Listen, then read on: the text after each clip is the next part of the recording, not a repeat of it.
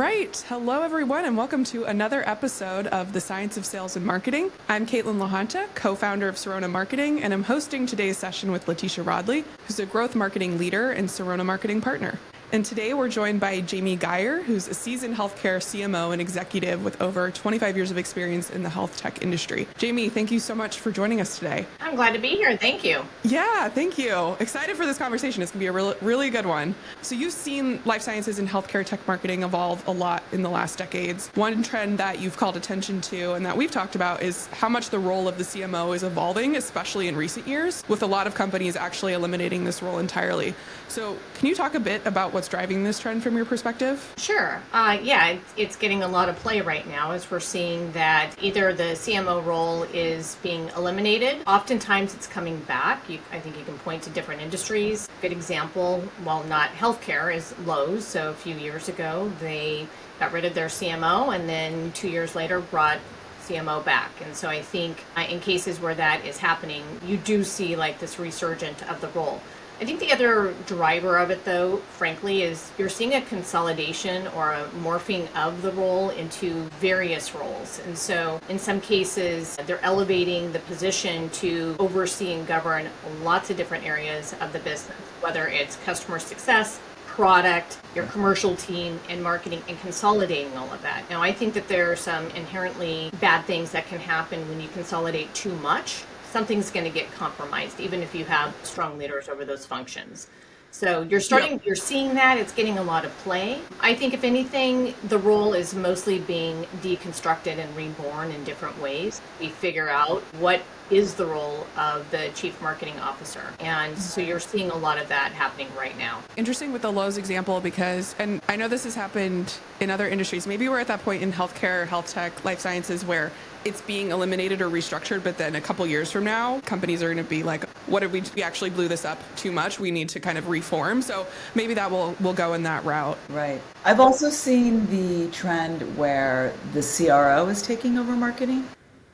And I think that's really interesting because while as a marketing leader, our success is very intertwined with that of sales. Of course, they're like our go-to partner in all things growth. But it's interesting, a sales leader is not necessarily a marketing leader. They're very different disciplines. And so I think it's going to be interesting. There's been a few organizations I'm familiar with who have decided to remove the CMO role, roll up the marketing team under the CRO. And then you've kind of got these, still missing that leadership element that's really crafting the strategy and what those channels and that execution looks like from a marketing perspective. So I think it'll be interesting to see how this pans out. Yeah, and that is, I've had to think about this one a little bit because I fundamentally, and I'm on the record time and time again saying this, I do not believe that marketing should report it to sales, period. For a lot of different reasons. I happen to have worked with some phenomenal sales leaders. We were partners. We were equals. And we understood and respected the discipline of our functions and what they bring in terms of acquiring new business. And I believe that marketing is out ahead of sales. We're defining the marketplace. We're helping to generate demand for the marketplace, not just capture and convert it. You got to create a marketplace, especially in healthcare where it's super crowded. But in thinking about if I were not to be so stubborn on this topic, then maybe it becomes who plays the CRO? What role did they play prior to that? Because you are starting to see chief marketing officers being promoted into a CRO. I was at a dinner last week and I asked a very provocative question. It was a dinner for CMOs and marketing executives. And I actually brought this up and I said, I feel like our role is at risk. Mm-hmm. And I said, why is it always that marketing then gets moved and reported up to sales? Why does sales never get moved and report up to marketing? Mm.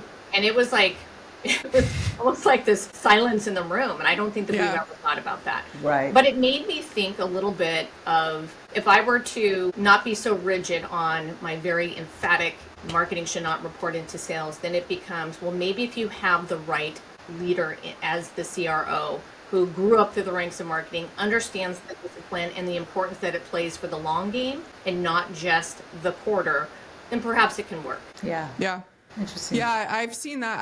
I've seen that exact example work. And then you also get the CROs who have only ever really been in sales functions and they treat marketing like sales, which is everything should focus 100% on things we can measure directly tied to revenue, which gets dangerous as you then reduce things like brand or these other areas that are really core to marketing, but a lot harder to measure immediately or short term tied to revenue. Right. Well, you pivot towards just the bottom of the funnel.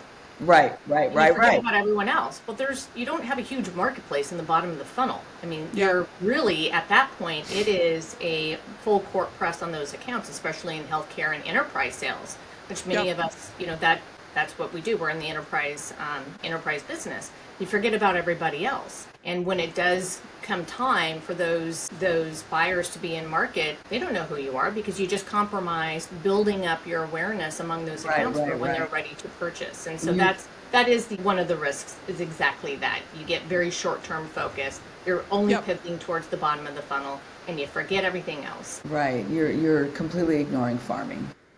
Right. What do you think is really driving this trend in this industry specifically, this consolidation or like restructuring kind of, I keep using the word blowing up of like the traditional marketing structure and organization? I think there's a couple of reasons why you're starting to see that is the accountability and the return of marketing. Oftentimes we're expected to return an investment very, very quickly. And so that's where I think we end up erring on the side of doing the things where you can show like hard ROI on. That's like performance marketing and digital marketing and things like that. And so I think that there's an accountability. There's definitely showing ROI. I brought up where I think that as organizations are starting to look at roles from a multifunctional perspective, where they're thinking, how do we consolidate go-to-market functions into one role? I think that's driving it. When you consolidate roles into one, do you really need to have a CMO or traditionally a customer success officer or somebody else? So I think the consolidation and trying to get more out of a single role is driving it.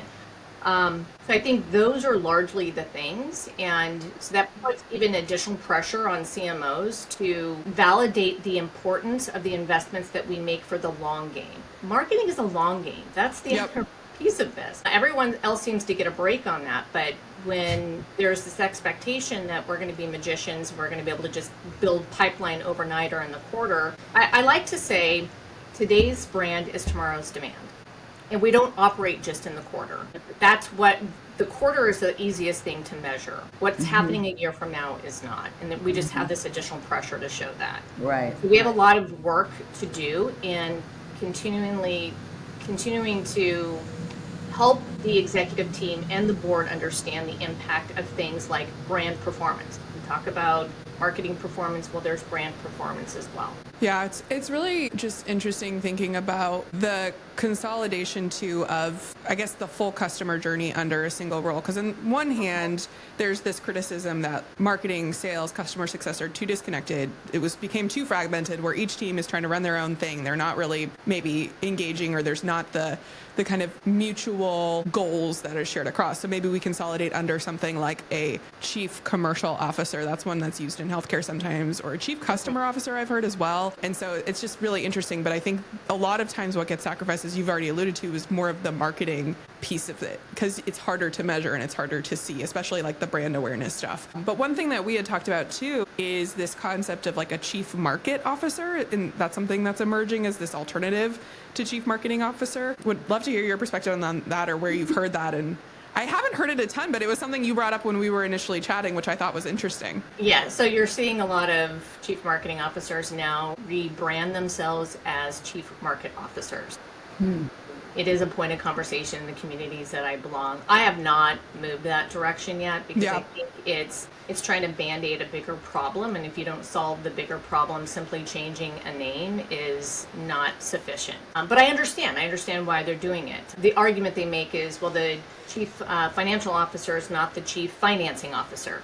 So why are we the marketing and not market? Maybe if words do matter in that sense. And so if it's chief market officer, I guess it probably conjures up more of an image of our role with market intelligence and how do we create a category and product requirements and the voice of customer, the things that a chief marketing officer already does, but perhaps marketing is more synonymous with demand generation and less about the strategic nature of our work. Not to say demand gen's not, but part of the strategic value of a CMO should be building the marketplace, partnering with your product team on what are the requirements, what are the customers saying. That's what I think is driving it, is because of the perceptions of what marketing means versus the other elements that we bring that we should be always focused on. Right. I feel like in our roles too, it's so nuanced, and I read this, especially every day on LinkedIn and in the kind of the forums in which we participate.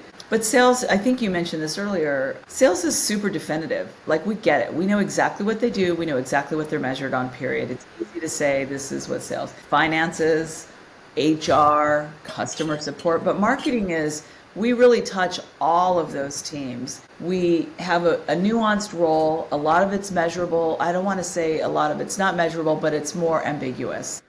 Branding is an area where it's super ambiguous. That whole, on the other end of the spectrum, that customer delight and satisfaction, marketing plays a really big role in that too. So I think that we get kind of pigeonholed sometimes into, I'm probably talking about a broader trend in regards to like just getting rid of the CMO because of an ignorance of exactly what that role touches and the areas in which it contributes. It's a big role. Marketing plays, we touch every team within the organization, that full customer life cycle and beyond. We absolutely do. And it is a big role. That's why marketing needs to have the investment that it needs in order to get the full impact. Right. Which is why yeah, we're seeing, in my opinion, hanging on that note, it requires big investments, is why we're being directed out, if you will, because it's such a big cost center sometimes, and it's difficult sometimes for the business. They have so much pressure in regards to revenue to see that long game, right? Mm-hmm. I mean, we work with clients all the time, and we had one client say to us, let's not focus on the strategy, because we presented a proposal that was very, inclusive of, you've got to have these strategic pillars in place before you can do X. Let's not worry about the strategy. Let's just do an email campaign. It was like, okay. Campaign. Yeah. Don't worry about messaging, and don't worry about any of that. Your ICP, and don't worry about any of that. We're just going to do an email blast. Yes. It's my favorite word, blast. The blast. Email blast. Because we need more of those email blasts in healthcare, right? Those health system leaders really want one more email. Look, I believe this, when the chief marketing officer is allowed to really practice all disciplines of marketing, it really is the growth compass of a company. Mm-hmm. And it really should be. That doesn't mean that product doesn't have a play in that, or the CFO or any other participant, but we really, when I mention we need to be defining the market, that is the growth compass. And if you pigeonhole them into just one discipline, you're just not going to get the full impact. And probably at that point, you don't need a CMO. Now, I think every company fundamentally does, for the most part, especially in healthcare, where, and I know we'll get to this topic eventually, but in healthcare, where the market hasn't necessarily grown in terms of the number of buyers. We think of consolidation, but surely the number of vendors, whether you're technology vendors or service vendors, it has. And now your reputation, your brand, your trust level has become increasingly more important. And who controls that? And I shouldn't say control it, but who oversees and governs that? The CMO. Yeah. We're going to jump to that topic actually just next, but two things I was going to say on that. One is, and it controls it, but also sees the forest through the trees on how important that is. We have another client who was going through a rebrand, and they didn't have a marketing person in place. There was just some team changes, so they were just absent of a marketer. They were planning to hire a marketing leader, but it just happened such that this rebrand was happening as they also didn't have a marketing leader. And the CEO was viewing this as, oh, we're rebranding. We're just changing our name, and we're changing our logo and our colors. And that's it. Great. We're ready to go. And so we sort of stepped in. We're like, whoa, this is a lot more than that. And yes, you do those tactics, but what this actually means and the opportunity that it provides, you're losing a bunch of brand equity you had with your previous name. You have an opportunity to relaunch and represent what you mean with this new name and color and things and all of that. Just even seeing that as a larger initiative, but to this person, and it's not their fault by any means, they just thought, oh, branding is colors and logos. They didn't think of it beyond that scope. And that's honestly what the perception is that these things, oh, they're just spending a bunch of money getting a nice new cool logo and updating the website. And sometimes there are marketers who think of it that way, but the great marketers know that it's way more than that. Those are just some tactics in this larger thing. But it's also on the marketers to be educators of here's what we're actually trying to do, what this means, why it's important, and all of those pieces. I know we're going to talk about that later as well in terms of how marketing leaders can be voices for their own role. And then the other thing I was going to say, just related to this concept of a CMO needing to be this driver of new markets, market insights, customer voice, that sort of looking ahead that sales roles typically don't do. I've seen, at least in the B2B space, I know you've worked in B2C as well, Jamie, the product marketer is now absorbing a lot of that responsibility. That role's gotten really bloated, where product marketing has become this very strategic role of like, we expect you to be partnering upstream with product, understanding the market, where it's going, how to then present the product and the solution, relaying voice of customer, all these things which are super important and product marketing should do, but I think that's become the fill-in for like, oh wait, we need someone to do this. Product marketing, but to your point, that should also be a larger CMO level initiative as well.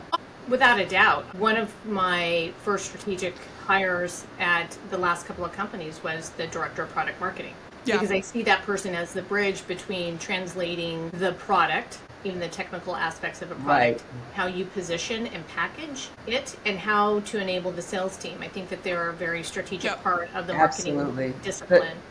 They're always my number one hire. Yeah. Always 100%. Right. And especially in this industry where, again, you're trying to provide clarity around what you do, because on paper we all sound the same. So being able to provide clarity specifically on the value that you provide, a lot of that is driven out of product marketing. Right. One additional thing I wanted to mention too, Letitia, you were going there a bit on the role of the CMO and some of the investments. Mm-hmm. The way that buyers buy has become so much more sophisticated, and especially in the enterprise software SaaS kind of space where the sales cycles are very long, there is additional pressure on the CMO to know a lot of different things, whether it is your technical chops on your own tech stack and how we leverage that to move and engage buyers over an 18-month sales cycle, to understanding data. We've amassed so much data now through these digital channels that we're expected to really understand all of the insights and report that back, in addition to really understanding the psychology behind buyer purchasing and what motivates and influences somebody to prefer your brand over another. There's so many aspects to what we do that if you're not exercising all of those, I think something gets diminished, and that's where it starts to become very difficult to show the value of a full funnel CMO, and so the expectations are just out of this world on that. Right. Yep. I did want to mention that because it is how we would market 20 years ago is very different than even today. 5 years ago. Even 5 years ago, you're right. It's very, very different. And to your point, it's that omnipresence. It's, because buyers, I've done research projects where we're like, evaluating closed won and what was their journey and blah, blah, blah. And the reality is there is no journey. They show up where they want to show up, when they want to show up, when they're ready. I was just going to do this too. Yeah, the journey is a chaotic mess of stuff. Right. And the challenge for marketers is to be there wherever they show up, ready to serve them. And I mean, because to the point around the messaging of everyone sounding the same, we see this so much in this industry. I've probably said this before on podcasts, but it's like the two things. If you're a pre-commercial company, it's accelerate R&D. If you're a commercial or you're in more of the sales side, it's, improve patient outcomes or better patient outcomes. And those are great. Those are awesome mission statements. I mean, so many companies in this industry, that's what they're doing, and that's like a great thing for us all to be excited about. But then you see 50 websites with the exact same language. Right. It's so hard to distinguish. So then you have these like little slivers of opportunities to engage your audience, and a bunch of slivers, this messy journey, and they might not even know because they're confused and overwhelmed by everything appearing the same, too much shoved down their throat, and it all sounds the same. Right. And so do you know where they go? They go to their communities. Yep. Totally. They ask their PRC. Clarity. So if your customers are in those communities, you better hope that they've got a good story to share about you. Yeah. That's 100%. Where they're going to go. Yep. Awesome. So I know we started talking about this route, but would love to kind of go into here next is thinking about the broader industry. So we've talked kind of about CMO role changing, why that's happening sort of internally in organizations, but there's also a lot within the healthcare landscape that's changing, that's driving a lot of shifts in anxiety. There's obviously a lot of changes in investor funding, but then there's also this broader market consolidation, which you alluded to, where there's slower growth, there's a lot of mergers and acquisitions happening. What is your perspective in terms of how this is sort of reshaping the healthcare technology landscape, and then kind of downstream from that, how that's affecting the role of like a CMO or maybe investment in that function? Right. Well, this is where I think brand is important, and your reputation, the trust that you build, your customer references are probably your greatest channel for getting people to want to at least consider you as a potential partner. Those recommendations and referrals are absolutely key. For one pause, I did take 5 years and left healthcare. I went into EdTech and went into MarTech. And when I re-entered for my last role, even in that 5 years, and Letitia, you had said this, even in the last 5 years, a lot of things have changed. The number of vendors in this space. Now, I've only marketed and sold to health systems, hospitals, practice groups. I've not been in life sciences, but when I look at just that marketplace, and all of the consolidation that has happened, these large health systems all coming together, consolidating under one umbrella. But the market has not grown in the sense of you have more buyers. It's gotten more sophisticated because a lot of the times we're selling not departmental solutions, we're selling enterprise solutions, and you got to make sure you've got all of these department heads on board, and you got to message in the way that they understand the value you're going to provide to them. The value you provide to a chief clinical officer is going to be different than the value you provide to a CFO. That's not unique to healthcare. That's just the basics of selling enterprise. But the market hasn't grown from that standpoint, but the number of vendors has. And now with the emergence of things like AI, and you've got these point solutions and very niche-y products, everyone does sound the same on paper. So how do you differentiate when everyone's trying to solve or get healthcare to the exact same destination? It's just that they have a different pathway to take. The destination's the same, and we're all trying to point to the destination. And so we all do end up sounding the same. And this is where I think reputation really does matter in terms of the trust that you build, the relationships that you have. Oftentimes, and I've seen this when I was in the EMR space, CIOs are risking their careers when they do business with a large tech company. Things can go very bad if you don't get it right. And so they know that their own reputation in bringing on a partner vendor has severe consequences if it doesn't go right. And so that trust, the recommendations from other buyers that have used your technology is really, really important. But you have to work harder to gain that trust and to build your reputation and provide clarity around the messaging and your product. Yeah. I know it's also interesting as there's been more vendors, there's also new categories of vendors. So you hear things like, you might have developed we talked a little bit, you mentioned AI solution, but then that doesn't fit neatly in the budget category that these health systems or companies have been scoping. And so then there's the exercise of like, how do I match what I'm selling to what they're ready to buy or what they know how to buy or what budget it falls. And then that's added complexity to an already complex system. And then also just the point around you mentioned just the staking your career on choosing something in general is already stressful, let alone maybe a new solution that hasn't been, validated for years in the market is just, it makes sense why these sales cycles are long and why there's hesitation, even though it can be frustrating as the vendor to know, like, my product will make this process, if it's EMR, a lot better, but understanding exactly what that means for that company buying it. Right. Well, and think of all the internal stakeholders that a buyer has. You think about physicians and physician burnout. The last thing you want to do is introduce something else that's going to require more administrative work for them. If anything, you want to ease their workload and help them get back to what they want to do, which is simply taking care of patients. And so everyone's looking at things through that lens. Even then, you need differentiation on what exactly are you going to do to lighten the load on these physicians, for example, when you've got 700 other vendors claiming to do the same thing. So, I mean, you've already alluded to some of the strategies in terms of what companies can do, what technology companies, what the vendors can do to sort of still be successful and competitive in this now consolidated environment. What have you seen work in terms of strategies in this new reality? How should companies think about adapting their go-to-market to really remain competitive? Well, I think it's got to start with product market fit. You need to make sure that your product actually does solve a problem. And the way to bring that to bear is through customers that have invested in it.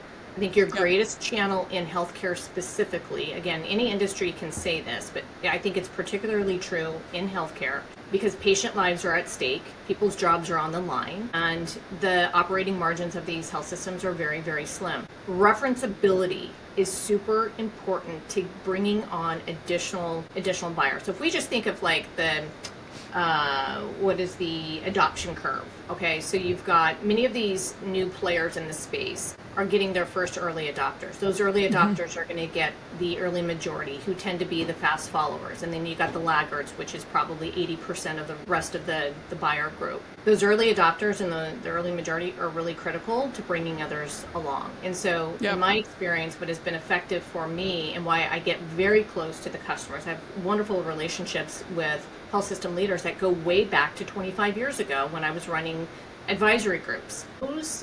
Those customers, I've always doubled down on how much we do with our own customers. And it's not just asking them to do co-marketing. It's making sure that they feel like they're a part of your decision-making process for product, for business, for acquisitions, for partnerships. Because at the end of the day, it is, and I was reminded of this by one health system leader who's since retired, but I was doing some brand research and he said, the relationship that I have with your company is like a marriage, and you have to weather the ups and downs of that relationship, but you also have to bring us into decision making that is going on inside your organization, because it's going to ultimately impact me as a customer.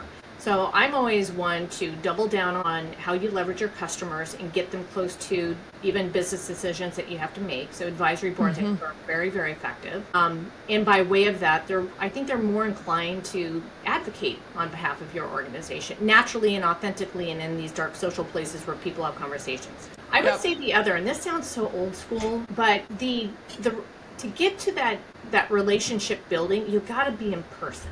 You got to look at each other in the eyes, sit around a table, break bread. I think sometimes we miss, because we've gotten so accustomed to selling through Zoom and Teams, we have missed the value of what it means when you simply bring people together and you sit down and you have a conversation, because that's ultimately what brings trust. It's if we keep with the marriage analogy, it's the same thing. I mean, are you going to really marry somebody because you've met them over Zoom? No, you're going to sit down, you're going to go out to dinner, you're going to kind of see what it's like being in a relationship.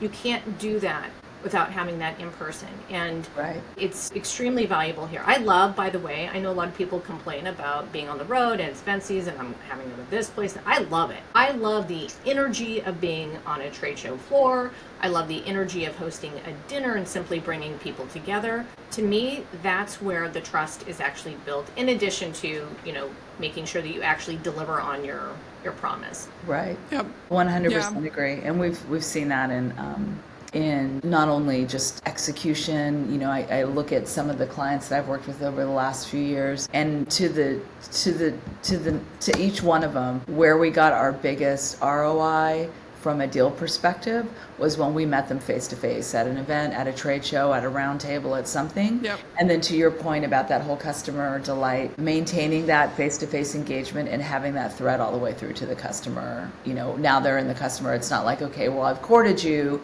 so now we're 100% Zoom. It's like you have to keep that ongoing face to face. And they become, to your point, they become your partners for life. It's not just about the relationship that they have with you and your product in that moment, but it's also those relationships that will carry through as you move through your career and they move through theirs, and your solutions that you're trying to solve for are complementary throughout that journey. Absolutely. I love the fact, Letitia, that I can actually call a customer from 15 years ago, reach out, and still have a relationship. Right. And that pays dividends. Yeah. that pays Yep. dividends. Yeah, it's interesting because we've sort of gone in a full circle. I mean, you said it sounds old school, but I actually don't think it sounds old school at all. I think it's just the way that we've sort of found our way back to in person, human to human. Everyone, like all these more scaled marketing channels, especially in this industry, have just been low performing, especially in the last year, but it's gone down in the last 5 years. Email campaigns, social media, and I mean, Google ads or LinkedIn ads, those just are not working anymore. And so we have a lot of conversations with clients where we're like, well, I know it's expensive, but you're going to get your best ROI from just going to the right events and showing up, having a booth if you can afford it, speaking in a session, going to the evening event, and just networking. That's going to be your best bet. Even though it sounds like a lot on paper when you look at, okay, I have to spend $10,000 on this event, but you could spend, $1,000 a month on ads for 6 months and have zero return. So Right. It's just like a higher spend maybe in the moment, but then you think about the tail, off of that, and then you're developing more targeted marketing off of that. You can send emails to the people you met or whatever, follow-ups, all of that. You have that huge lead list if you paid for it. So I think, it's interesting how we've sort of just gone in a complete circle, and now we're back at where we were maybe like 20 years ago with what marketing tactics are working right now. Yeah. Well, think about our own behavior. I'm going to guess that we all get inundated with emails from people wanting us as their customer. I only pay attention to the ones where I already know their brand, and I'll open those. So I've got some recognition of who they are as an organization. I think you're nicer than me. I think I still ignore those unless I have an urgent need in the moment of like, I was looking for a new tool to manage my business expenses. Oh, cool. Yeah. This happened to pop in my inbox. Right. I will still ignore a brand I know. So sorry, finish what you're saying, but I'm laughing because I'm like, you're nicer than I am because I just go straight to trash. If I know their brand, it's because I've actually paid attention. Like they have something of value to me at some point in time. Like I know what I should expect when I open up that email. And in some cases, it's going to be because I really like the content they generate. Like I learned something from them. I might not be ready to purchase, and I may never purchase from them. Yeah. But I'll open it because I really like the way that they think about something, or I'm going to learn something new that I might not have known. But guess what? Even if I'm not going to buy from them, likely I will suggest or recommend them to somebody else who is. And so sometimes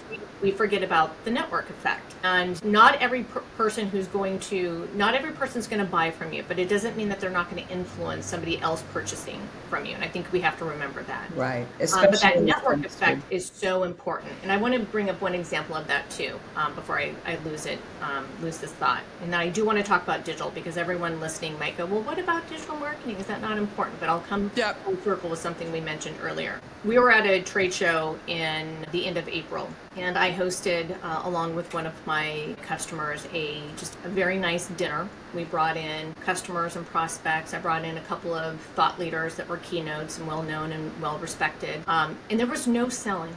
There was no selling. It was just a nice evening to bring people together to celebrate the work and the shared purpose that we all have to just make this very complicated healthcare system better and to operate more efficiently for consumers. And we just had a very nice dinner. People had pre-existing relationships, and so you could see people coming back and bonding and just having a great time. And the next day, some of those guests were out on social media. They had taken photos. They were essentially promoting the dinner that I had just posted. I didn't ask them to do it. I didn't post about it, and they did.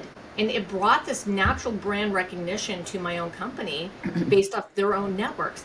That's the network effect. And it was all organic and all authentic. And we have to remember that when we do things like that, this gets back to the recommendation and the referrals. If somebody is actually promoting your brand, they're doing it because they trust it or they believe in it. If you don't mind, I'd like to just address one thing on digital, because the things that I've mentioned so far of what works have largely been kind of digital channels. Earlier we talked about be where your buyers are, even if they're not in market today. You do have to be visible. Now we can argue whether email is the right channel or not. There is this joke among buyers that if I get one more email from you, shutting you up.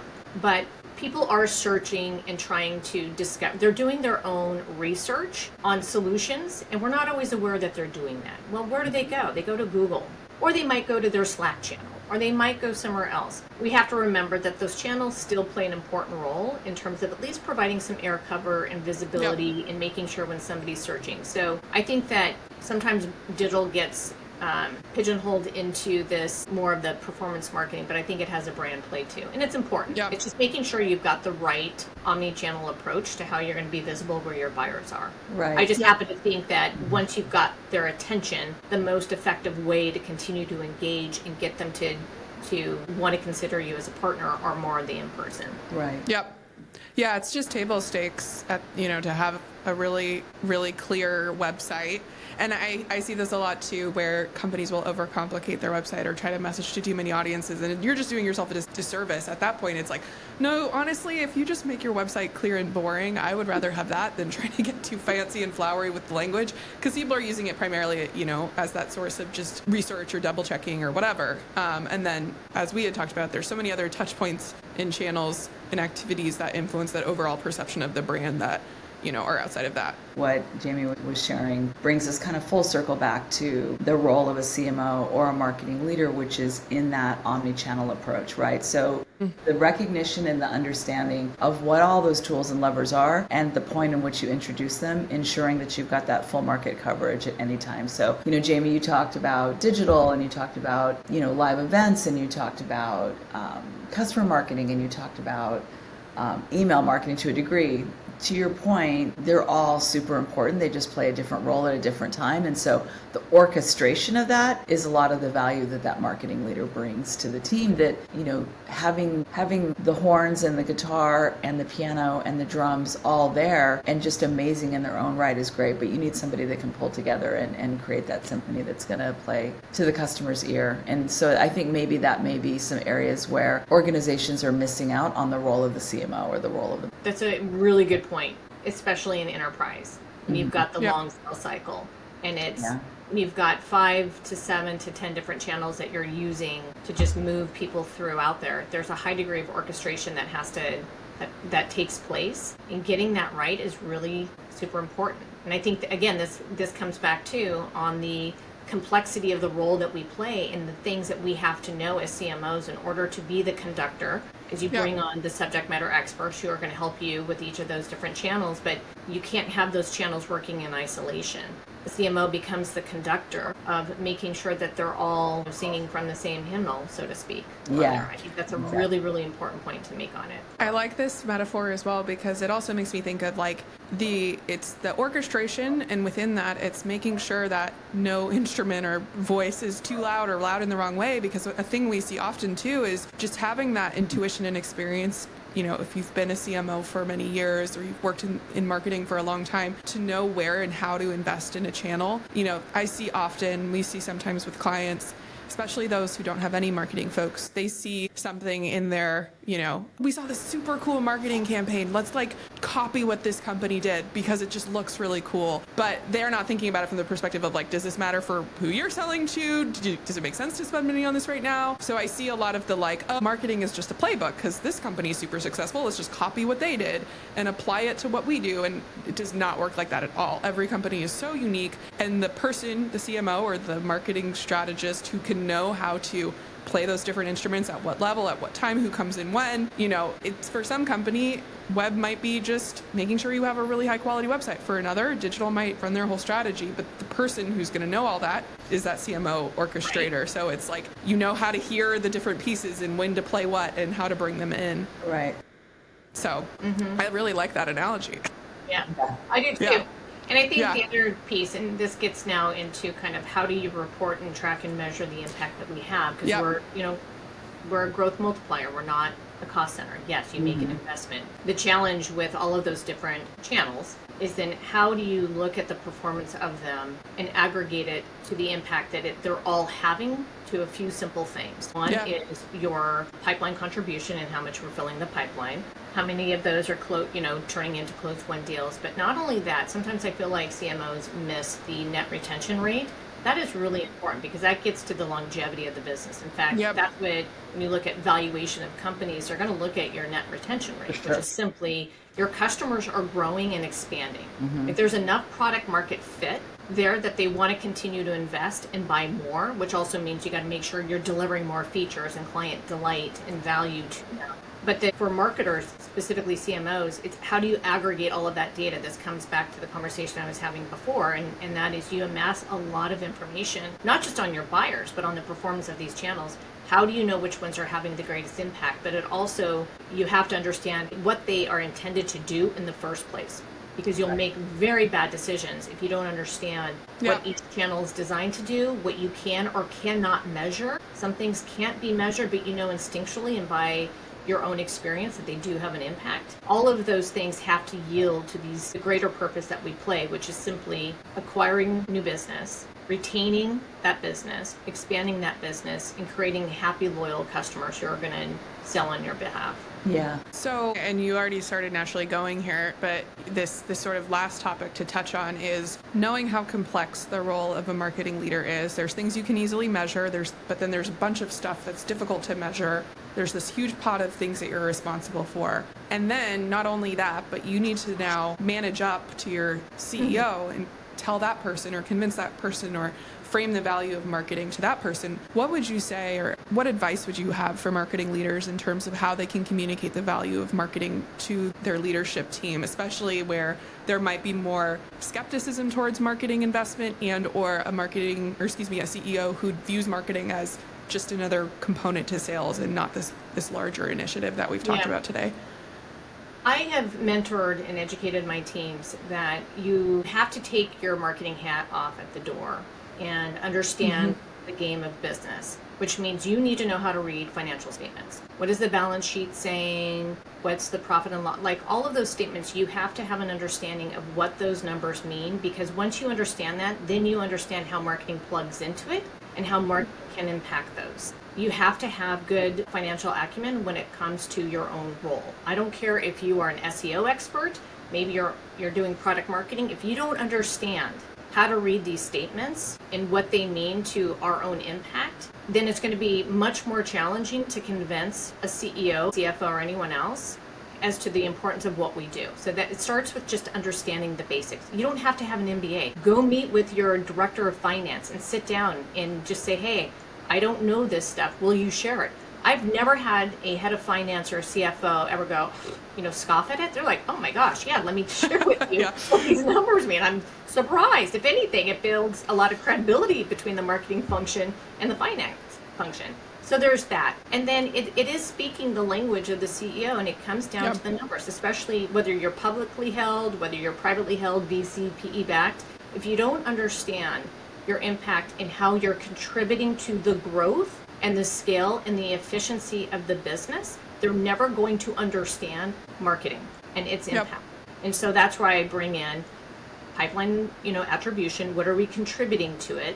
How are we converting that demand in collaboration with our commercial teams? And then the impact that we have long term on the loyalty of our customers and retention. And if you just basic metrics, it kind of removes also, you still have to understand, again, getting into the channels, click-through rates, open rates, whatever it might be to indicate if people are even paying attention to you.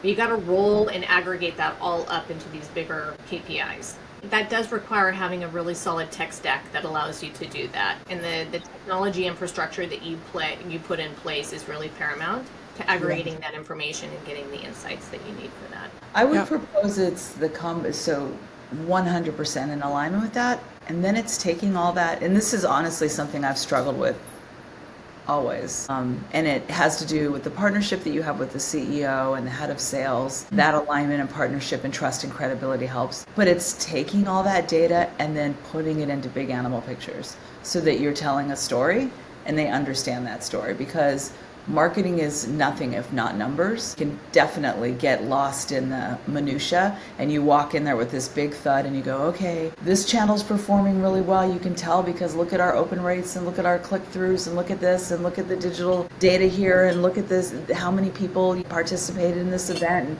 what I'm trying to do is tell you a story of how we're moving the needle and how we're, and this is going to impact future business. And I think that's an art. It's an art that I wish it's not something that you can say, I nailed it at this company and now I'm going to take this formula here, because it's different in every single organization.